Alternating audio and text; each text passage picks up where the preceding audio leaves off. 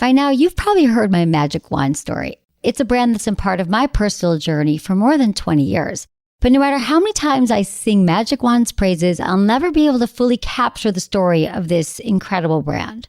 Well, now journalist and author Kate Sloan just completed a limited audio series documenting the history and impact that Magic Wand has created over the last 56 years.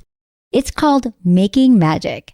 And the series chronicles Magic Wand's incredible brand story through interviews with nearly 40 experts, performers, business owners, educators, and fans. So I got a sneak preview of this series, and what I loved is that Kate weaves together snippets from all their interviews into this amazing story arc.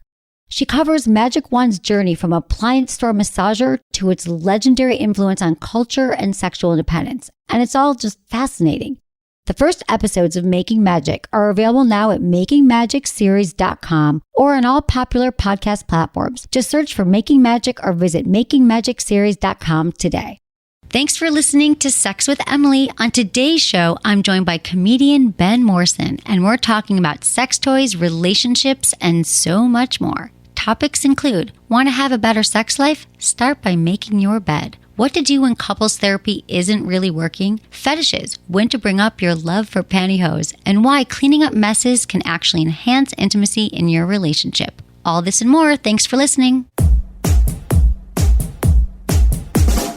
Look into his eyes. They're the eyes of a man obsessed by sex. Eyes that mock our sacred institutions. Bedroom eyes, they call them in a bygone day. Hey, Emily. You got a boyfriend? Because my man E here, he just got his heart broken. He thinks you're kind of cute. A girl's got to have her standards. Oh, my. Do women know about shrinkage? Isn't it common knowledge? What do you mean, like laundry? It shrinks? Can we not talk about sex so much? Are you kidding me? Oh my God, it feels so good. Being bad feels pretty good. But you know, Emily's not the kind of girl you just play with. You're listening to Sex with Emily. We're talking about sex, relationships, and everything in between. For more information, go to sexwithemily.com. Check out our website because there's a lot of amazing information there that will change your life. Also, you can find us on social media. It's at Sex with Emily across the board, Facebook, Twitter, Instagram. And please, we love when you subscribe on iTunes. That helps us make a better show and make more shows for you. And also when you comment, we love that. And give us 5 stars. That's amazing. You can also listen to us on Spotify, Google Play, iHeartRadio, all over the place. Wherever you find your podcast, we are there. So I'm here with Ben Morrison, comedian, special friend. Special friend. Yeah. That's the worst thing you've ever. Betty, you know what you mean to me in my heart. I'm your special friend. Yeah, special in my heart, special to me. Special friend, right? Yeah. Court documents say that she described him as a quote special friend.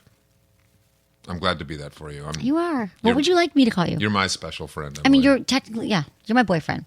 But for whatever, I don't love it. No, not anymore. You know, it's never felt like... I'm going to tell you, oh, hey, do you have an extra ticket for my special friend? It's just going to be you. No, I'm trying to figure out why it's always been a thing, like leading with that or I don't know. Anyway, well, I just feel like I felt that it made me... probably relating to your long-standing attachment issues, but we don't have to talk about that. Okay, good. No, I'm sure it does, but I was actually thinking it probably went deeper than that. Yeah? How deep? How deep we talking? So deep, but I feel like...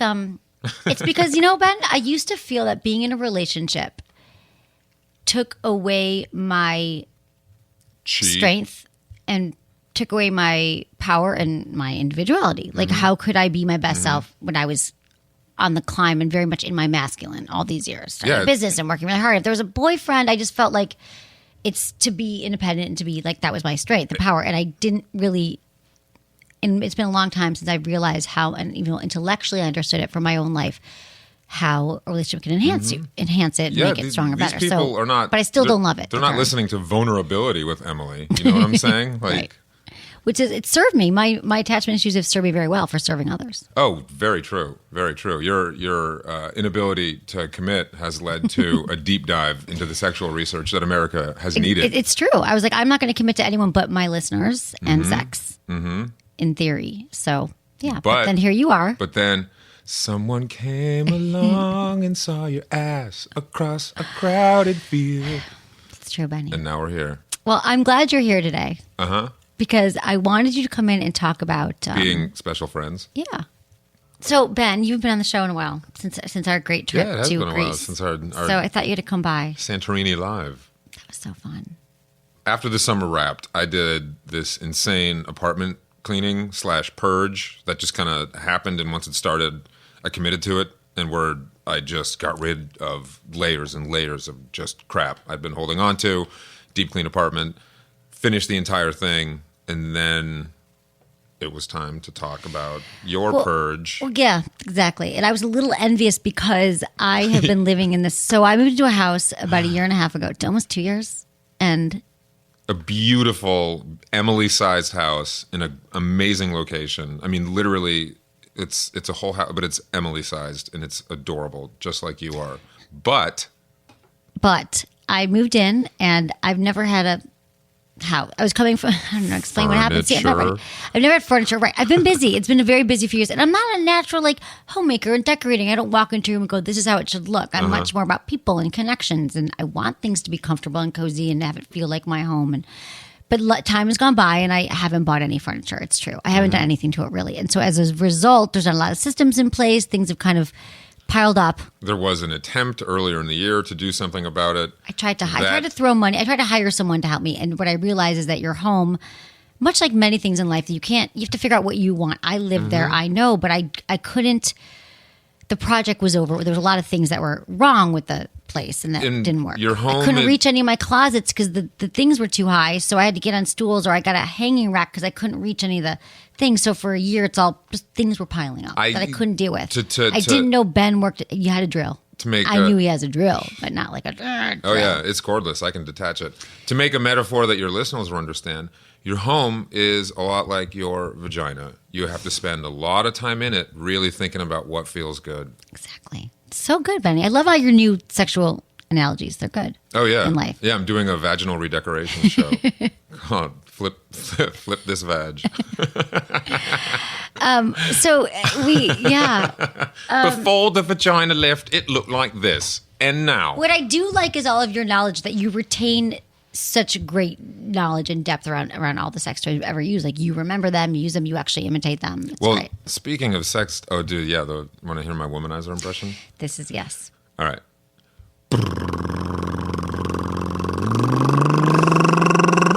Oh God. Dude, when it goes, the smart sound technology, because the womanizer turns off and on with your skin. It has this thing, so it's skin. Holy shit, what is this thing? It's really good. And he'll be like, maybe grab the pivot tonight, babe. Like, I love that I feel like we're really sharing hobbies now. So anyway, we've gotten into my house, and it was like some kind of mental block. I couldn't, when I have 2 hours free on the weekend, and I was like, no, I'm going to lower my clock. Like, it piled up. And it got to be a problem that was really, and also just like when you don't know your vagina, like, you're not connected. I didn't know my home. I didn't know, I was never relaxed when I got there. And I need to relax. Like, everywhere I go needs to be kind of chill, because in my brain, it's not always like that. So I was getting home, and I was like, I couldn't find things. Leaving the house, it got kind of be a mess. And I would go so far as to say it kind of affected our relationship. Yeah, it did. You know, because it was like there was no decompression from where you live, you know, and you need decompression. Yes. You're like your little hummingbird, and and much like a hummingbird, they're always 1 hour away from starvation. See, that is like me. Like, right now I'm starving. You never eat. I don't know why you don't eat. I do eat. I don't know why you don't make getting up and eating part of the routine. But maybe now that you've purged your kitchen, I got rid of everything last night. Right. So it's been very healing. So to have someone, Ben came over this weekend, and I pulled a thread that I knew could not be undone. Like, your garage was kind of the closet of, you're getting tense right now. I know. Emmy has this tiny little Emily-sized garage. It's adorable, but let's just say the things that she didn't want to deal with were basically chucked in there. And then a designer that she worked with, who didn't know how to deal with all of Emily's stuff, just boxed it up and chucked that in there. So it wasn't just my stuff. It was stuff that I actually used. So for 5 months, I haven't been able to find things that were mine, and everything got out of order. It was almost like there was like a mini earthquake in my house and thrown into the garage. Like a really cute photo of you wearing that adorable little blue gingham dress at a barbecue, where you're trying to reach something, and you're like actually climbing over like actual mountains of trash in my your possessions. Mm-hmm. It was crazy, and it's been like that for 5 months. So every day I'm like, I should really be doing the garage right now. Whenever I'm home, I'm like, I should be. Because the knowledge that any actual deep dive into the house would have to involve untangling that garage, that became such an overpowering thought for you that it kind of paralyzed you and not really ever tackling it in any real way. So you're like, I knew that you needed to, it was time. Like I had just done it. And so. And I haven't slept now and been doing it though, but it feels amazing. Like I'm telling you, I have clarity. I've got rid of a lot of things and I've been able to, yeah. You get purge happy. You get like addicted to purging. You're like, you start throwing away trinkets and then you just look around your house. You're like, I don't need a bed. I'm going to purge the bed. I'm sleep on the floor. Right. But you're in it. That's what I wanted. You're in it now. Like where you're really obsessing about the space and making decisions. And it's painful. And you're tired. You stay up all night and you listen to good music and you get rid of stuff. It's true. But once we started clearing out your garage, it became clear the volume of sex toys. I'm sort of, I'm not a hoarder, but I have like literally every sex toy I've ever had pretty much. But they're in every nook and cranny. Like I'd lift up a box being like, oh, more like Christmas wrapping. And then, under it. Oh, yeah, there's a rave. Exactly. There's a lot in boxes. And I save the boxes because I'm like, I want to show people. Because here's the thing. Whenever I get these sex toys, I always think, I love them and I'm grateful. I actually did do a purge year. I'm doing this for 13 years. I don't have every sex toy, but I probably have most of them for the last 7-8 years. Mm-hmm. So I always save everything because I think I am really always thinking about the show because that has been my life, less than having a man about the show. And I'm thinking, I'm going to save the boxes and the packaging because I want to like take video and take pictures and show people all this cool stuff. And a lot of times it doesn't happen because that's how life is. So I've saved them and we kind of went through walk down sex toy lane. And I was like, now I can bring the Sibian back to my house. The Sibian's here in the office, I think. Yeah, see, there's a whole thing. And then I'm like having visions now, like the garage could be, because I don't actually use it as a garage, like that could be some kind of sex den. I could get like the Liberator also bed. Having visions of you using the Sibian. Exactly, see? Whoa. Planting the seed. But I think, being vulnerable and having you in and seeing all that stuff has been a great release. Oh yeah, we found like old love notes on the floor of your garage, all crumpled up. It was like your whole life has just been. My entire life has been in there, so it feels. But now, how does it feel now? I think we're constantly peeling back these layers in life, and I don't know what I was not dealing with, and now I feel like it's all being released energetically and creatively speaking, and just visually. It's not. I don't know yet, but it's changing. I can tell that it's changing my life. Mm-hmm. I think that holding on to stuff, that whole book, the Japanese art of cleaning up, what's her name? The art of tidying up. Oh yeah, I had it, but I threw it away. Exactly. You're like, your book is useful. The art of tidying up.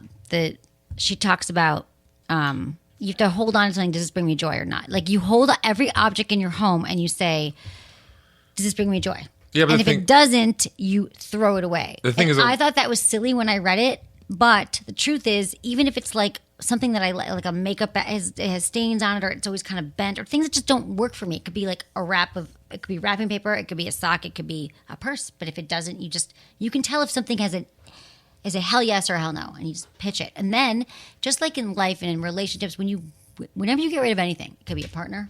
I'm not getting rid of you. It could be your things. You release things that don't serve you, and you bring me so much joy. You release things that don't serve you, and then all the good stuff can come in. And other things that are waiting to come into your life can come in. So I feel like there's going to be a huge shift energetically in my life now in so many ways because of this, because of all the stuff that's waiting at my curb right now and all the stuff I'm realizing. I think it's growth and going to take me to the next level here. Yeah, I think for the people listening to this, just look around the room you're in and just throw away all your stuff. Just get rid of all of it. All of it, except the device you use to listen to Sex with Emily. I think for me, why this has been, what I've realized about our relationship and this whole process is that when you try to do things for so long, I've been oriented towards doing things on my own and not asking for help and so even when it comes to house stuff, right? No, I don't have a boyfriend. I don't have anyone that I'm going to be like, come over and hang this. Like I'm going to call a handy. I'm not the most like get things done. It's hard, with work I can do that, but with my home stuff, it's very overwhelming. So to be like, it's a whole project and I need help with simple things, moving things around and drills. And I never thought like, Ben, could you might have a drill or you might know how to do this stuff. And I'm just going to figure it out on my own. I'm going to someday sit down and figure this out and have someone help me in a way that's meaningful. And it's also very vulnerable because in my life, it's gotten so much messier now. And it's hard for me to say what I need to walk through step by step in each room and all these things, and hard to say what I want. And I realized that, and you're like, I want to help you, because I realize this has been for months now, it's been like this. All I talk about is like, I have to get the stuff out of there and figure it out. It's been like this kind of clusterfuck I've got myself into. And then you came in on Friday, and you're just like, show up with your drill, which, by the way, didn't know you even knew you had a drill, that you were handy, which is like, whoa, almost a year in, like you have another drill that's useful. That you could use, wield. And that I realized that I am so all these years of having the masculine, the energy in my life, is that my dad died when I was 19, right? I've always been on my own. And I love men. I've had many boyfriends, but not in this level of, at this stage of my life, of realizing that how much it helps, and I need that. I think I love it. You built a certain empire on not needing. That was round of applause for some vulnerability. That was amazing. That was like almost. No, you kind of built your empire, your life around the fact that you didn't need. I just couldn't make time for it. I didn't think I needed it. You didn't need male energy in order to be a girl boss. Right. And that has been kind of your rallying cry. And one of the things, frankly, I find most amazing about you. But with your house, it was such a knot on in every way, spatially speaking, that you needed a male energy to come in and work with you to dive deep that was not able to be purchased. I couldn't just hire that man. You can't hire someone to understand you deeply enough to know that when you're going through like a box at the bottom of the drawer, what should get tossed and what like old photos of you and your friends should be framed, so where to put them. I think you're so amazing at thinking huge and big that the little things, of which in this case there were maybe like 1,000 that needed to be thought about, kind of are maybe a little more confounding to you because in your head you're busy saving the world. So but my own world typically gets chaotic. Not to a crazy degree. I mean, her house is beautiful, and it looked beautiful in the house. It's just there was like no order, no systems. It was chaotic in how it was assembled and put together. It was chaotic in how it was expected to run as an organism. Just even the flow of the rooms and what they were to be used for, because your brain literally didn't have the time or capacity to be able to think that way because you're kind of busy saving the world. You know what I'm saying? Yeah. I know what you're saying. So it took a weekend of drilling the house and you to get it. We had some good sex. Oh, there's nothing like putting shelves up and then it's hot. Like I actually get taking a dip into your girlfriend. There's all these studies that are like women find housework sexy, and I'm like I don't find that's not what I don't need that. I was like, I don't get that. I'll empty my own dishwasher, but you with the drill and like helping, it was hot. Well, what's Thank nice, I would encourage ladies to explore the handyman fantasy with your guy, because not only will you have just a super hot role play, you'll finally get that door fixed. Everyone wins. Speaking from my own experience with The Purge, right? And the week that I was doing it,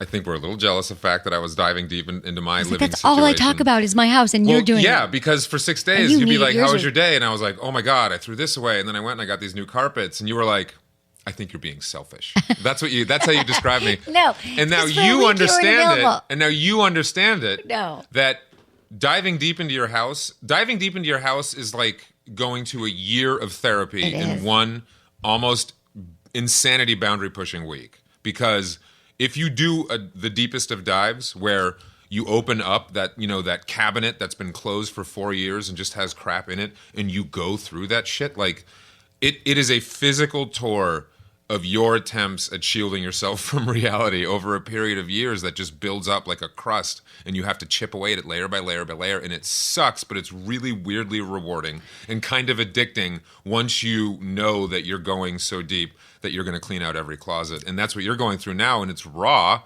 because it's kind of a referendum on how you got here, And I think, what do we talk about? Like, don't fixate on how you got here, fantasize about where you're going. Yeah. Because like, how did this happen? How did this happen? But then when I get into the moment, I'm like, God, there's a lot. Like I just have to assure you that the whole how did this happen thing, once you're done and you have your new space set up and you're meditating in a room that you fucking love, the whole how I got here thing will then become a useful question because you're able to answer it in a space that represents the next phase of your life, and you can reflect on it in a way that's like, wow, that really was incredible to me now that I was living like that for such a long time, and I'm so thankful for where I am right now. I should always be wary of that feeling when I think about it and never let it back into this new incredible circumstance that I'm in. And I think it's gonna change your life, honestly, finally having a space that feels like Emily Morse the second you walk in, you know? And that's what it is with me, dude. I walk in every night when I come, you know, if I come home from a show or from your place, I sound to music that shit I know. in the middle It's of my great. living You did a good job. But I can't get past the selfish thing. It was only because I was so happy for you. And What? of course I was. You were so happy for me. You were Because 5 accusing me days of I being was in New York. selfish. I was having intense meetings in New York. No, see, this is and you were like, I saved it for when 4 you days. were away for a whole week.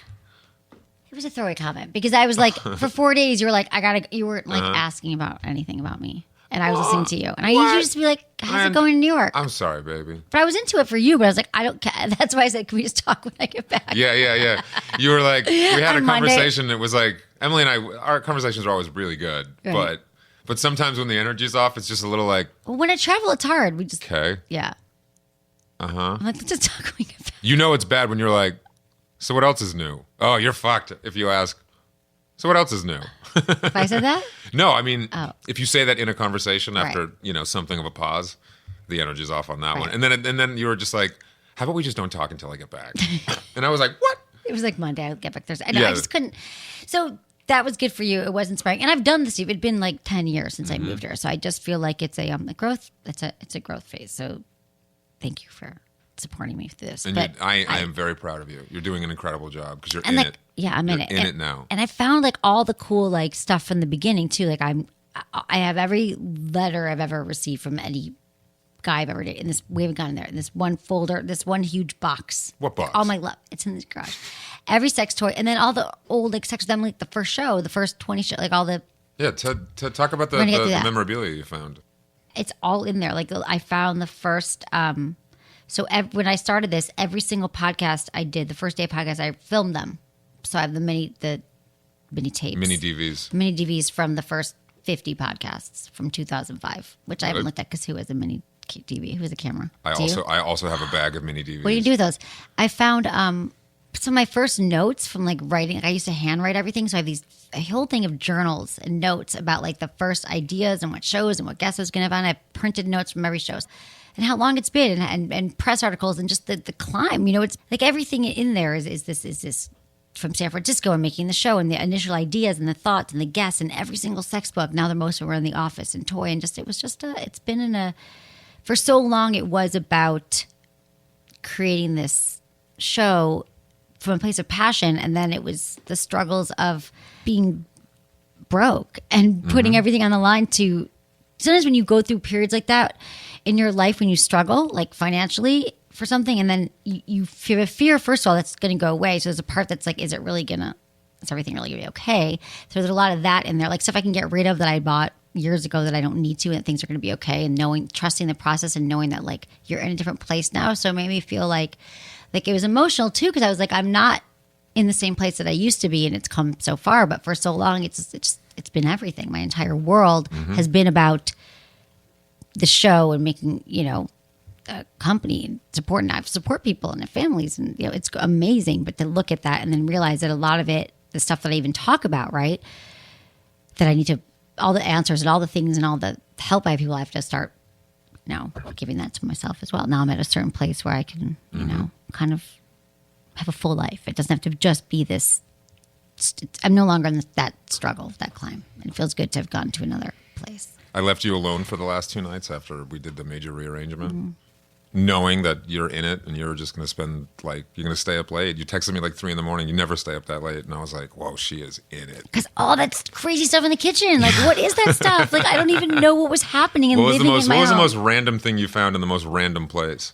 Oh my God. I don't even know what something I was going to ask you. Like I saved weird, I I held onto a bagel slicing machine. Why? It was my granddad's. Oh, but it was huge. You put it on the countertop and you'd plug it in, and it was this big box, and you drop a bagel into the top, and it would slice it. You saved it? What? Right. No. No, you didn't save it. You got rid of it. See, that's I the thing. purged Also, it, like yeah. getting right. The kitchen just had everything. Like, why do I have underwear in the kitchen? Like, why do I have weird makeup? Why did you have underwear in the kitchen? No, there's just like piles of things that have come Why is there in. underwear in the kitchen? I don't know. Like, it was like in this box that someone had sent me, and then I was like, oh, it was like a pair that I'd been looking for, and it was in some bag that I'd used for something else. I have a lot of little bags. I'm obsessed with. So here's the other thing that I've learned. I am obsessed with being organized. So for men, this has been an iteration of my life. Like, I've always wanted to be organized, right? So I used to go to like the dollar stores, like this is in San Francisco too, and I would just go because I would try to buy organizers, and I'd go study classes like that. This guy wrote a book, David Allen, Getting Things Done. I read it like 6 times, and I went to one of his seminars like 15 years ago on organizing because my dream. I have notebooks and the tabs, and I'm very 80. It's hard for me, and so I realized that most of my how is like this failed attempts to organize. So little organizers within organizers to be organized, but yet I haven't executed. So like, it's all I want is to have order, but yet in that striving, it's just chaotic. Yeah, So it was a lot of unorganized boxes of organizers. exactly. So that's what we're all putting together. The advantage being, however, is that What does that mean, though? once you finally dive deep and get organized, you already have all the organizers. Yeah. Now it's it's just time to use them. Exactly. I think now you can wake up and look yourself in the mirror and say, I am no longer the kind of person that will find underwear in my kitchen. Do you think so? I think so. I really do. Do you think I can like find the phone before I'm leaving and the keys will have a bowl? I mean, you're still, Emmy. Like, there's going to be a little bit of that, but not like it was before. Every time you come over, you call me. I'm like, call my phone. Oh, yeah. Hey, Siri, call Emmy. It's fine. It's all cool. We found a lot of crazy sex toys. And then you found the one that you just gave me. That pulse thing. Exactly. That was your present. Oh, baby. Tell me, what do you think of it? I knew that okay, so this is the Pulse by Hot Octopus, Pulse 3. Mm-hmm. And it's a male masturbation device. It's a guy braider. It's a guy braider. And I needed you to try it. I was excited, and I'm glad that you were excited about it. Because you had mentioned to me, like, why don't they have anything for men? I'm like, wait a minute, I just got it. So Hot Octopus, my friend Adam started it. He's now a friend since he started Adam, who I met, he started the company like 4 or 5 years ago, and I was like, this is going to be big. And now you got to get your It's basically a robot that hugs your dick and has a seizure until you orgasm. Yeah, that sounds amazing. It's pretty cool. So it targets the frenulum, which is, I think it's frenulum. interesting that men don't know the name, but it's kind of like the clitoris. The 'cause frenulum? Frenulum. Frenulum? F-R-E-N. And F as in Frank. And penis? Who the hell's thinking of these terms for my junk? My frenulum, which is on my penis? What? I don't know why they named it the frenulum. How about the But we happy? have like the G-spot named after Grafenberg, like Really? a male doctor. Wait, that's named after a dude? Yep. So if I found it, you'd be like, oh, hit my B spot. Yeah, exactly. But you didn't yet. Whoa. Oh, no, you have. But I know you're saying. Take so that back. You have. It's all good. How could you say that? That'd be funny. You found all the spots. The frenulum is the most sensitive I have part for made men. you scream like you're walking on a loved one getting murdered in front of your face. Remember Grease in the cave? Remember that? Yeah. Yeah. I know you love talking about my orgasms. It's fun. They're great. Yeah, I know. So you were talking about how I have never found your G spot. Yeah, no, you have found it. It's fine. But your frenulum, the men have it underneath the tip of their penis, and people don't. Can we men call it don't- my benulum? It's much better. Yes. Let's call it that. Who's Fred? Yes. So the pulse goes on my benulum. Yep. And I turn it to turbo Because I know you mode. like your Why frenulum. fuck Not around? every guy, but I want right. And dude, turbo mode. Oh my god, it's intense. Sometimes it's too intense. I'm like, do I want to go use the? What does it feel like though? So the frenulum is a sensitive spot, like I'm saying, Mm-hmm. under the tip, the little on the underside of the penis. Uh-huh. It's where the tip meets the shaft. That's a frenulum for everyone who doesn't know yet. But you've Well, always known. when the tip Here's my meets the question shaft. about you when the tip meets the shaft. When you've liked that spot in your penis before, just because we didn't have Everyone a name likes for it. that spot on their penis. I don't know though. I think many men do, but they don't know that it says. But so when you're masturbating on your own, do you target the frenulum? Yeah, you have to. Okay. I don't know that. If I'm tugging from the bottom, it's just going to wave around like one of those So your guys you thumb's see always outside over of that car area. dealerships. Or your finger, your what? You know one of those big floppy guys in front of car dealerships? Yeah, if you start from the bottom and you're not fully erect, that's kind of what it looks like. Your penis just goes back and forth? Yeah, and I paint eyes on it and put little hands on it just because if I complete the metaphor, you know what I'm saying? Right, exactly. Yeah, and I offer a great discount on a 2003 Corolla. I mean, honestly, if the guys are listening and you want to try something completely different that you will use, give it a go. What does it feel? How is it different than your masturbation sessions? It's very different. It is very different. It is very... There's such intense concentration on the one most sensitive spot. I have found I like using it with actual motion, you know? Because you could just you could just rest it upon your penis. Oh, I've done that. You That's have for too. the lazy jerker. That's Yeah, great. but that's true. It's actually was created for people with disabilities. So people who don't have all range of motion, they could just have it sit there and masturbate their penis. It was created for people that really? That initially, it was like a medical device. I can't wait for my favorite sex toy. Emily has a house. Once that's I'm set gonna up, create a once sex that's set toy- up, you have made a promise to me that once I help you get your home set up, you and I are going to start an exploration journey together. Right. So that's another interesting thing, which I wasn't going to ever bring up, but I'm in. Go for it. I don't want this. My life. Yes, we're going to start a journey because I've actually become one of my listeners that my boyfriend is asking me to make it more interesting right now when I've been super overwhelmed with things. Yeah, So but that's the thing. journey. I get it, dude. Look, I love you. I'm happy to help you ferry you into this next phase of being. You know what I'm saying? Like, big things are coming up for you, and I think if we do one thing, you and I, is like we have a unique ability to tunnel into each other's psychosis and be like, dude, fucking give me a hug. It's gonna be okay. Yeah, You know? that's true. Thank you. You're my best frenulum. Now that your new house is dawning, do you think you're going to be one of those people that makes their bed every morning? Yes, that is one of my goals. Mm-hmm. That is one of my goals, Ben. All those like self-help coaches and all those like performance coaches, they're always like, make your bed every morning. Like successful people make their bed. Happy people make their bed. So make your bed for a better sex life was in the news this week.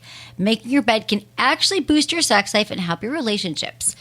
According to a new study. So look at the differences between those of us who make our beds and those who are guilty of leaving the sheets untucked. So it turns out that people who make their beds have more sex.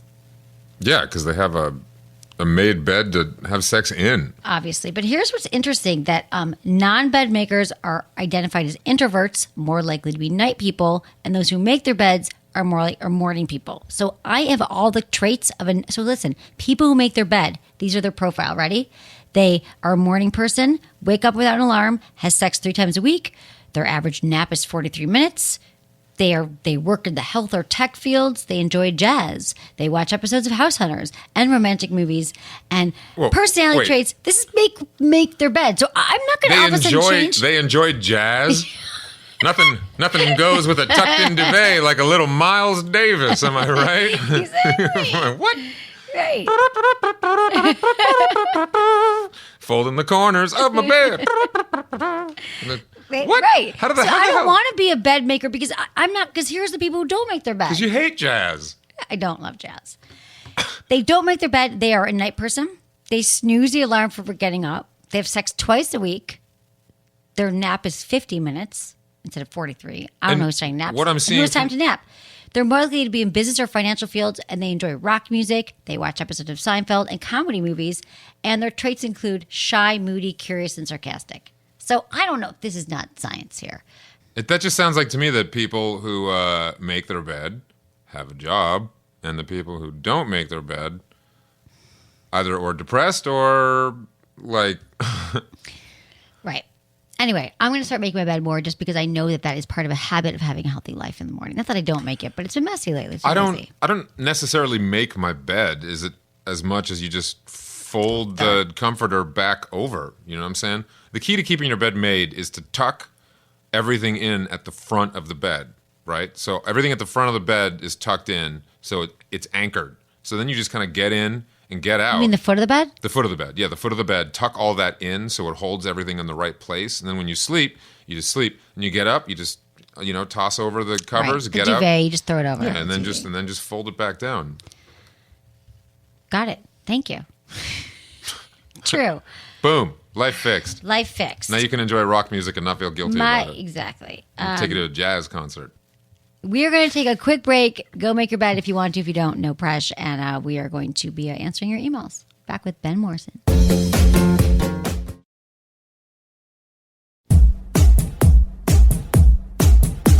All right, Ben Morrison. Where can people find you? What's your... I am Ben the Morrison on all social platforms That's true. and places. So check him out because he's funny. You kicking me off Sometimes. already? No, we're going to answer your emails. Okay, so I love answering your questions, so please send them along. You can text Ask Emily, all one word, to 797979. You can also go to our website, sexwithemily.com, click the Ask Emily tab, include your name, your age, where you live, and how you listen to the show. This is from Amelia, 33, in San Francisco. Hey, Emily, I love the show. I'm currently 33 and in a long-distance open relationship. My boyfriend and I have known each other since high school, but this first time we've been together outside of friendship. I originally brought the subject of an open relationship to the table to help with the long distance, but I'm starting to feel like I'm the secondary and the new partner is the primary. My boyfriend is in a casual relationship with a 46-year-old woman who is a showgirl and the physical embodiment of perfection. He talks about her all the time and never seems to have the same excitement when referring to me. Even their sex life is more active when they're together, and she also lives in another state. It's breaking my heart and making me feel like I'm worthless. Is this a sign that open relationships aren't for me, or is this just a rough patch to work through? Okay, Amelia. Everything you're feeling here makes total sense. So you're in a long distance relationship, and I understand why you might have said open relationship could help us out. We're not in the same city together.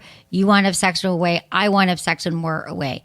The challenge is when you're in an open relationship, when you're in a long distance relationship, first of all, you want to make sure that you actually have plans to see each other as frequently as you need to, but also you have plans to eventually move to the same city, and that you're really working on that part of it because the sex can't be as present. You have to enhance intimacy in other ways, on the phone, using FaceTime, all these things. There's all these great ways now to be in a long distance relationship. However, an open relationship, I think, isn't the best solution for people in a long distance relationship if you haven't talked through all of these things and practiced, like, what are our boundaries? Are we allowed to sleep with other people, more than once? Are there going to be sleepovers? You need the boundaries. So it sounds to me what you're realizing is you have a boyfriend, you love him, but this isn't working for you. Whatever open relationship you've negotiated isn't working. So I think you have to go back and talk to him and let him know exactly how you're feeling and that maybe you need to restructure this arrangement, because that wouldn't feel great to me if I was like, when you're not having sex with your partner in your long distance thing, and then you're out with someone who's you're jealous of, who's hot, like, you don't need all this information. So you probably just need to, Amelia, handle this setup of the open relationship part differently when you're in long distance. Part of the kink of open relationships is the coming together of partners where while you're having sex, you kind of discuss the other experiences you've had. It's the turn on of this is what you did and now it's our time together. And with the secondary partners, you and your primary partner, if it is going to be a true open relationship, need to be physically together frequently, much more so than secondary partners, or you're just setting yourself up for disaster. Because you're doing this in a long distance relationship, you're stripping yourself of the ability to have a lot of physical proximity to your partner where you can sexily and lovingly discuss experiences with secondary partners. You kind of set yourself up for disaster with this. And I think this is the natural outcome of the situation that you decided would be the best answer. So my advice is to entitle break up and stay friends while he does his thing. I don't and you think do that your they thing. need to necessarily break up. But what I think is that not everybody. What's the alternative? Live Here's the together? thing. No, well, they could decide that they really actually want to make it work, and they're not going to no longer be open, and they're going to work on their intimacy. They're going to work on him. But I think visiting each other. I think the failure of that is probably what led to them having this arrangement in the first place. We don't know. We don't know how long they've been together and how long it's been long distance. For some people, they're like, I just feel bad that we can't always have sex. Let's try this out. And without having a stronger foundation. Like, I don't know if they were living in the same city for 5 years and then that happened. That might be different, but I know they've known each other since high school. But if you don't have that basis and that open relationships, swinging, all that threesomes, you have to be held on your house. If your relationship has to be built on rock and not on sand, you have to have this very strong foundation, to use house analogies throughout the show today. But you have to actually both live in the house built on rock. Right, or even the foundation has to be strong. I'm not sure that they have that yet, so they have to go back to, And not all couples want to have sex and talk about it. Correct. But I know I that's think your thing that you like. you hear about long-distance relationships a lot. You hear about open relationships a lot. But you rarely hear about long-distance open relationships. Well, right, as I'm saying, And there's a reason for that. Yeah, because My you're advice- basically outsourcing the sex, which My the advice relationship needs. is detitle the relationship, assume that he's your best friend, and if in the absence of an actual title in the relationship, in continued exploration in your separate worlds now, which is now legal, you just can't take it and have to be together, then you're in love and you need to rearrange your life to facilitate that. But the way it's going now with this situation, you're only going to drive yourself nuts.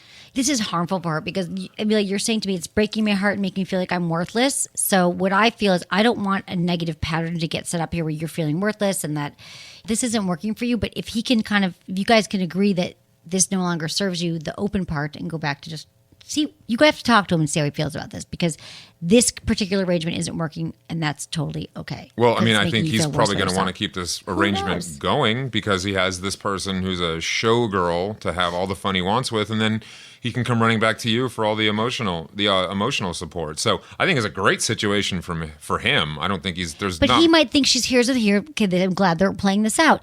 They might not have discussed the fact that if it gets hard for either one of us, we're going to keep checking in. We're going to, once a week, we're going to talk about how it's going. And so it might have just been happening a month now. And she's like, oh my God, he's seeing someone for a few months. So I just think she has to share with him. He might be like, babe, I will drop the showgirl for you. Let's get back to this. Or they might say, you're right, let's keep it open. I think we both know that's not going to happen. I think the well has been poisoned at this point, and they need to detitle their relationship so they don't go crazy. Okay, Ben. Yeah, that could be an option. That could be true. Yeah. The male and female perspective. It's very hard to get back to when she's always going to be picturing him with someone else. It's hard. I agree. There could be a lot, but they got to have If she's strong this communication. jealous and hurt right now, this is only going to get worse if they keep on with this. So thank you, Amelia. I think you just have some serious talks with him and be honest with yourself. And if you have no plans to move to the same city, you're not going to see each other frequently, and this doesn't work for you, you don't stay in the relationship. Get some more information. This is from Confused in the Midwest. Dear Emily, I'm writing you because I'm madly in love with my wife. We've been married for a few months, but have had intimacy issues for years. We've been to couples therapy. The therapist suggested we have more sex, because eventually she will become more comfortable. This had the opposite effect. She began to let her mind and body part ways. After each lovemaking session, she cried her eyes out. A couple of years ago, she remembered being sexually assaulted by a family friend as a child. She said she blocked it out, but something sparked her memory. I'm stuck, Emily. The last thing I want to do is leave my wife, and I'm afraid I will if she does not try to repair the damage from that piece of shit family member as a kid. Being physical is how I show my love, and I want to protect my wife. I understand this is a traumatic experience, and I'm willing to do what it takes. My wife thinks this will get better without therapy. That is what we've tried for the past 2 years with minimal improvement. I have no idea what to do anymore. Any advice you can give will be greatly appreciated. Thank you. Okay, so here's the thing about sexual trauma. Untreated trauma, it really doesn't go away. It stays with you. And so she really needs some more time in therapy by herself. And it can be really hard for her to deal with it on her own. So just let her know that I'm not just saying this. If you talk to any other experts, trauma expert, therapist, trauma therapist, she's got to do the work. So it sounds like it's good that it came out in couples therapy. But this is the kind of work she has to do on her own. Like EMDR therapy is great for people with trauma.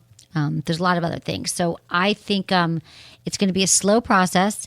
You have to be patient and learn to be really supportive in other ways with her while she's going through this. Because I know that you love her, and it sounds like she does want to do the work. But this can also be a very trying time to realize you had trauma, which a lot of people are going through right now. I mean, the good news is that I think this is a lot less a problem with your new marriage than it is with her stored trauma.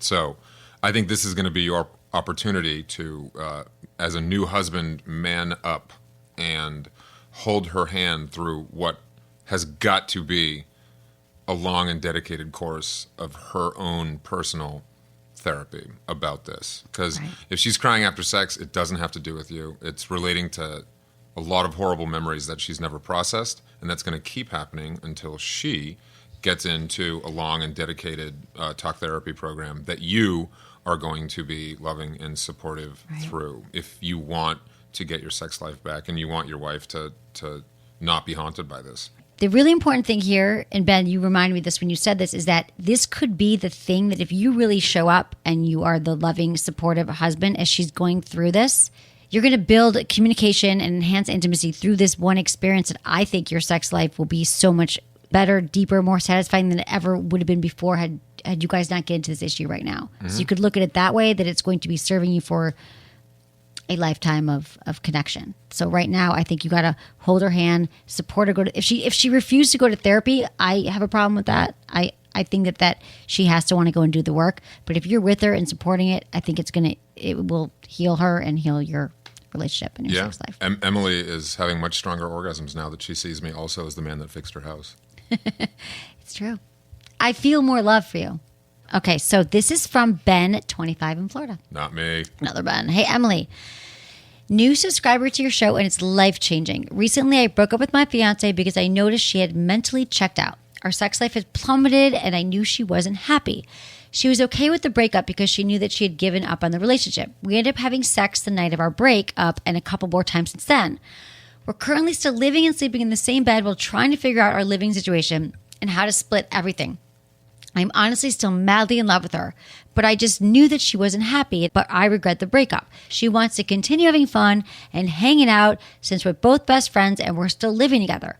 We continue to go about kind of like nothing has changed, and it's really messing me up. We work on every level together, but she believes that we just don't click. And she loves me, but she's not in love. She's acting very hot and cold, loving, and then now acts like she wants to live together while also finding another place. It's confusing me entirely and would greatly appreciate any advice. Sorry for how long this one was. That is, then it was long. I understand what you're going through, so I understand there's a lot going on in her head. She's back and forth.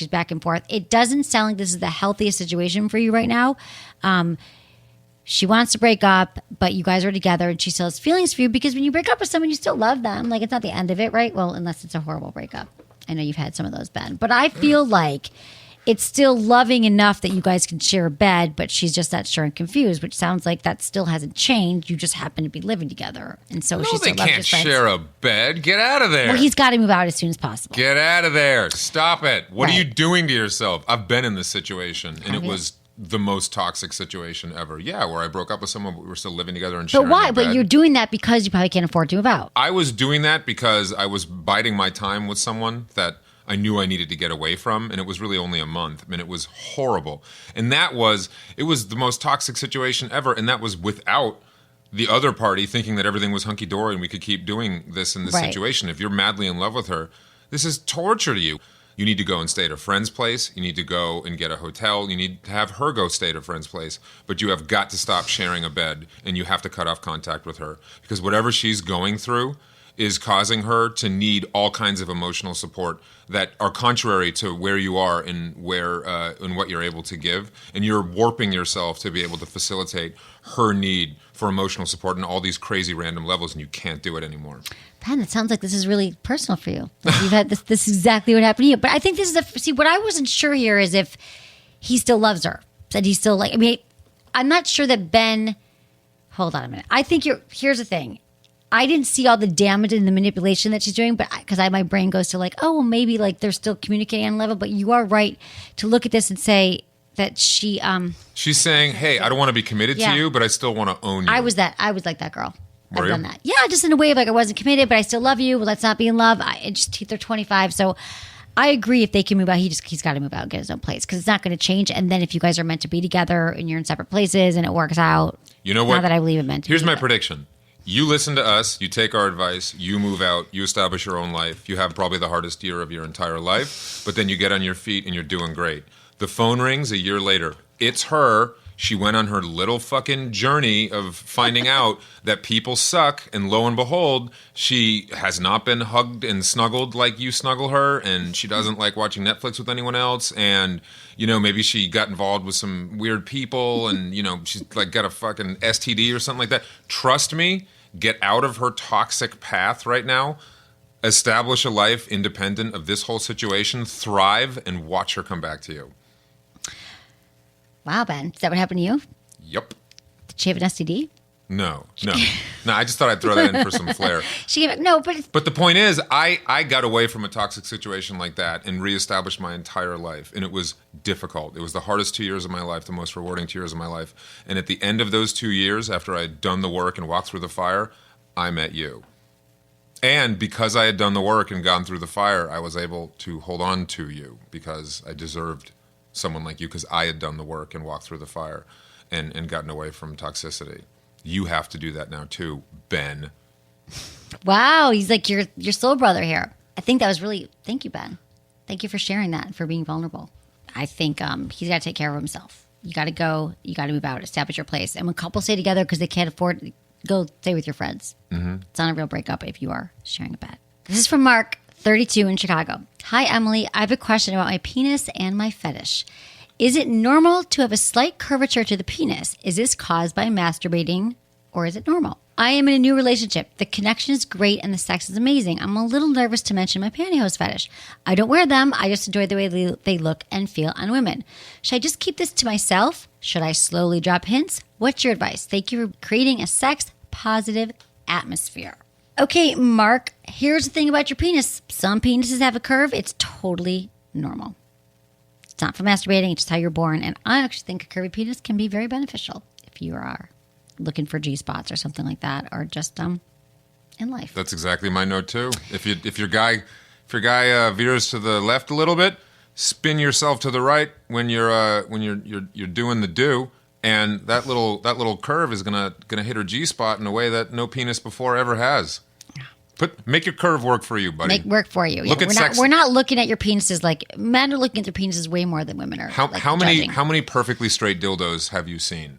They all got a curve, and your dick has that same curve. You got a dildo dick, son. Use it. Here's my thing. I think the more comfortable that we all are talking about these things, the sooner. If that's really your fetish, you're calling it a fetish. A fetish means it's a requirement for you to orgasm. So I think that if you want to be honest and truthful and you like this person, I think you got to talk. You could just bring it up. You could talk about it. And I wouldn't say this is a first or second date thing unless you guys are sleeping together right away. But as long as you know you're going to get intimate, be like, hey, let's talk. So what are you into sexually? See what they say. You can be like, oh, yeah, you know what? I got this thing for pantyhose. Do you have any? I think it'd be so hot to see you in them.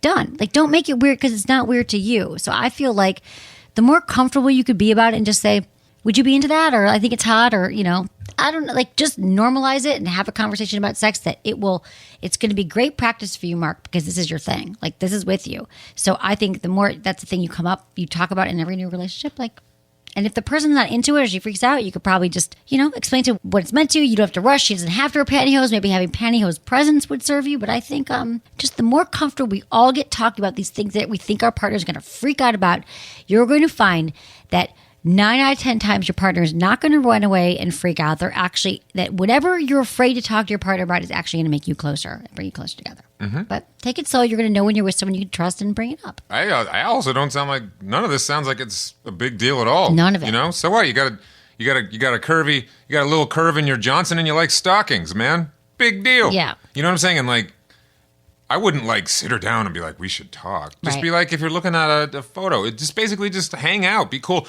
And if you see a girl in a photo or on TV or something who's wearing some sweet pantyhose, just be like, that is hot. And then they'll be like, oh, what? And you'll be like, those pantyhose are really, those are hot. And then she'll be like, oh my God, should I wear them? And you'll be like, oh my God, that'd be so great. And like, it's not a big deal. Just point it out casually, let them take the lead, and then follow up from there. And then it's like they brought it up. Yeah. It's almost like saying, like, looking at something for Italian food, like, that restaurant would be great. Let's go try this restaurant. Like, if you would point that out in a relationship.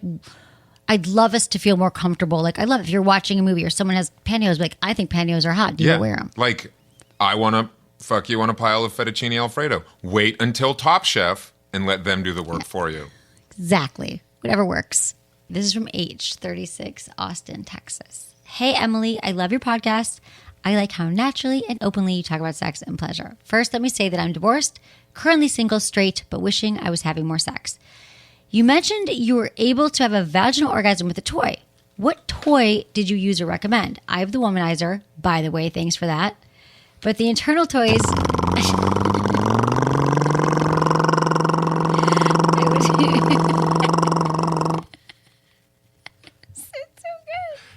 Thanks for that. The internal toys I've tried hurt me. Number 2, how do you have safe oral sex? I recently discovered oral and I love it. God, can you imagine being the first time you discover oral? Like, that's just good. Go back to that day. I've always worried about STDs.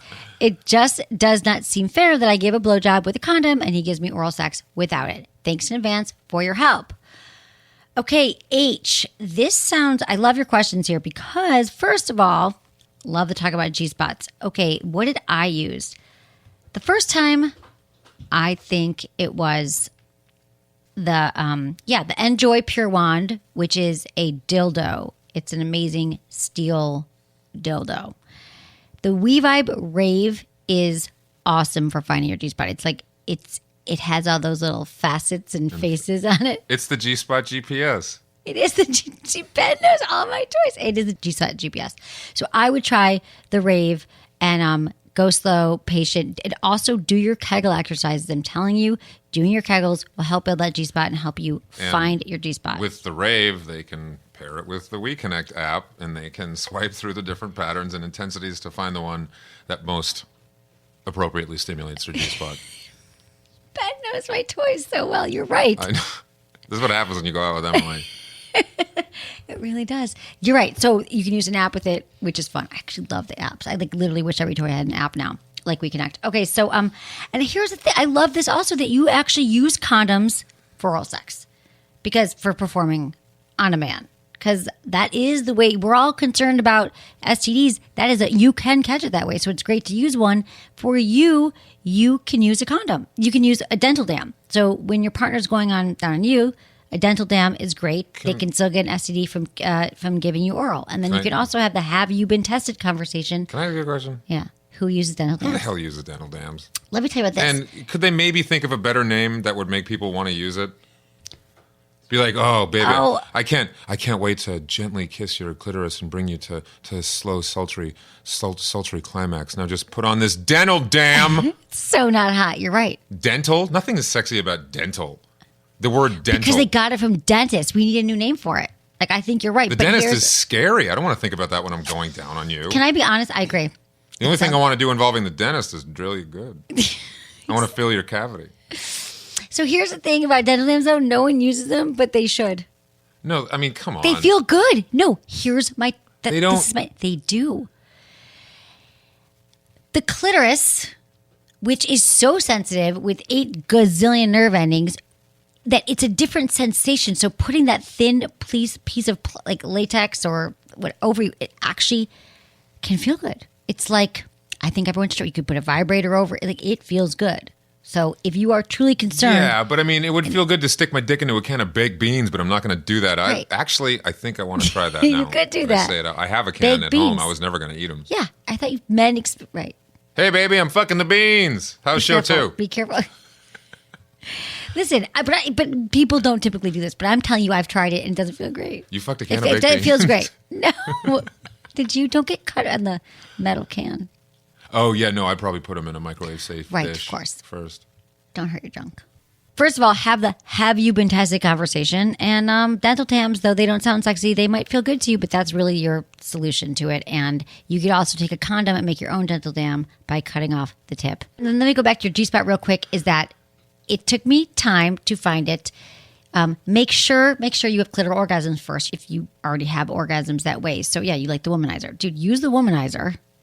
Get turned on. It's great to have something under your back, so you can use a pillow, lift up. You can lift your pelvic floor up. That can help. Just try different angles and move that toy around. Like, it's kind of, if you get the Rave, like, it does have these facets and faces because all the G-spots in different places. You need clitoral stimulation while also being able to stimulate your clitoral legs, which extend past the vulva. So true. He's like an encyclopedia knowledge here. Go slow and reapply. Use lots of lube. I love lube. Be patient. You got me into lube. I did, right? You didn't use lube before. My whole entire nightstand is filled with lube. That one, it's way too much right now. All the bottles we put together. Oh, yeah. It's really just the thin System Joe ones that tip over and then kind of open in the drawer. And you're like, why does this shit sticky? And why does it smell like watermelon? Okay, I think we're done here. I think we're done here. Jesus. This podcast has been, it's like playing that old game, the Oregon Trail. We finally made it to California. Only a couple kids died of dysentery along the way. Thank you, Ben Morrison. But people can. You're doing a show at the Improv in LA. Yeah, very excited to. I can announce this now. It's official. My show, Super Funny, is now at its new home on the Hollywood Improv. The best night of live comedy you are ever going to see. And the next one is October 28th. Super Funny is getting super spooky. And what you listening should do, because the lineup is going to be huge, big names, amazing show. Go to superfunny.show and join the private email list right now, because I am going to release the block of comp tickets for my people and the lineup very, very soon. So you want to be the first ones to find out about it so you can grab some of them comps before they fill up, and they will fill up. So go to superfunny.show, join the email list. I will only email once about this show and be on it. So you can come out Los Angeles, October 28th, the Hollywood Improv, 9 p.m. for Super Funny. It's going to be huge. Will be funny. Very funny. Cool. Okay. Thanks, everyone. Thank you to my amazing team. Thank you, Ken, Sarah, producer Jamie, and Michael. And thanks, everyone, for listening. Was it good for you? Email me, feedback@sexwithemily.com.